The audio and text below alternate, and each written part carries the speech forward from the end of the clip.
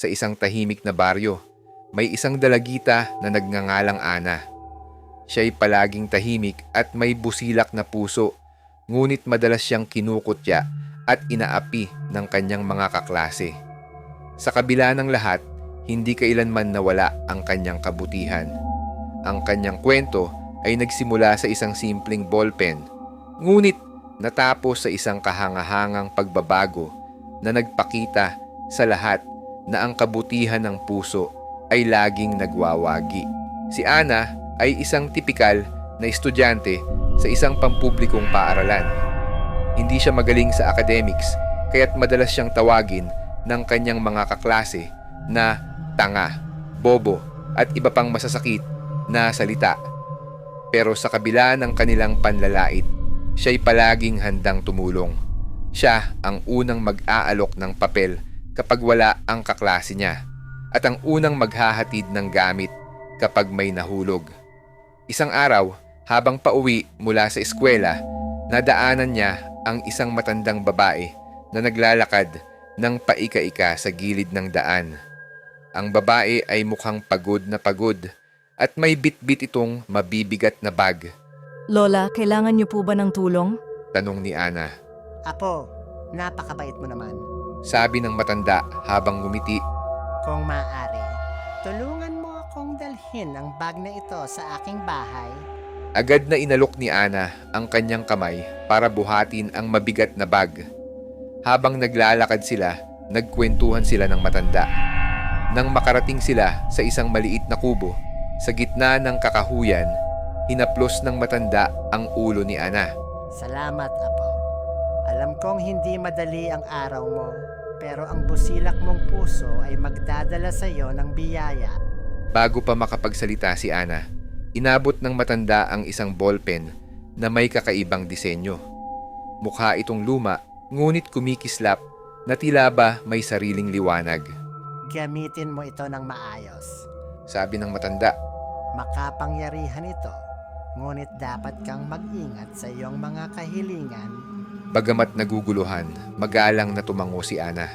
Kinabukasan, habang nasa klase si Ana, isa na namang masakit na araw ang kanyang hinarap. Hindi siya nakasagot sa tanong ng guro sa math, kaya't muli siyang pinagtawanan ng mga kaklase. Grabe Ana, hindi mo talaga alam ang sagot? Kahit siguro multiple choice, di mo kayang tamaan, sigaw ni Clara, ang pinakamatinding bully sa kanilang klase. Nanatiling tahimik si Ana, ngunit sa kanyang puso, naramdaman niya ang sobrang lungkot. Pagkatapos ng klase, inilabas niya ang mahiwagang ballpen mula sa kanyang bag. Sinubukan niya itong gamitin para magsulat sa kanyang notebook. Sa kanyang pagtataka, habang sinusulat niya ang sagot sa isang math problem, biglang nagliwanag ang papel at kusa itong nagbigay ng tamang sagot. Paano nangyari iyon? Bulong niya sa sarili. Napagtanto niyang ang ballpen ay may kakayahang gawin ang anumang isinusulat niya. Sa sumunod na mga araw, ginamit ni Ana ang ballpen sa kanyang mga takdang aralin at pagsusulit. Unti-unti siyang nagkaroon ng mataas na grado at nagulat ang lahat sa kanyang biglaang katalinuhan. Wow Ana, ang galing mo na ngayon ha, sabi ng guro niya. Ngunit habang natutuwa ang mga guro at ibang kaklase, si Clara at ang kanyang mga kaibigan ay nagalit. Hindi nila matanggap na ang kanilang biktima ay biglang naging matalino. Ano kayang ginagawa ni Ana? Nagpapanggap lang kaya siya? Bulong ni Clara. Isang araw, sinubukan nilang agawin ang mahiwagang ballpen ni Ana. Habang naglalakad siya pauwi, hinarang siya ni Clara.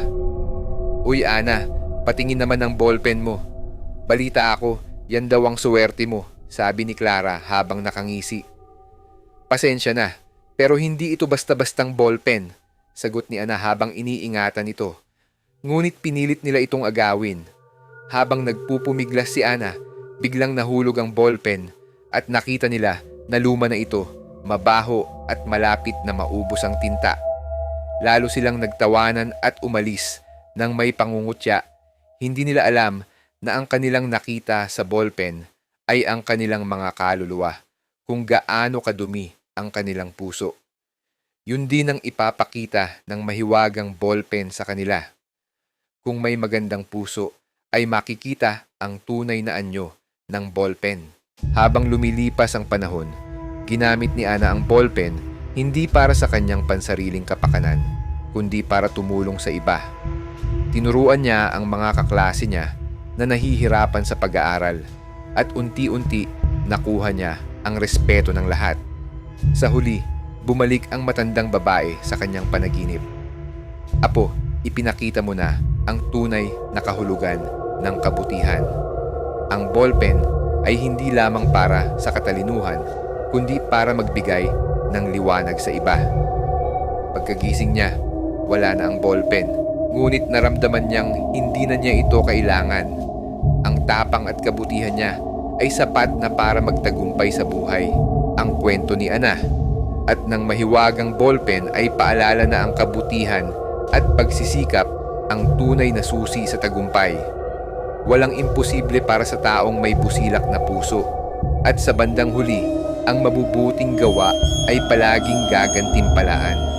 Kung nagustuhan mo ang kwentong ito, huwag kalimutang mag-like, mag-subscribe, at i-share ang video na ito. Hanggang sa susunod, dito lang sa Kwento ng Dilim, kung saan ang bawat kwento ay nagbibigay liwanag sa dilim.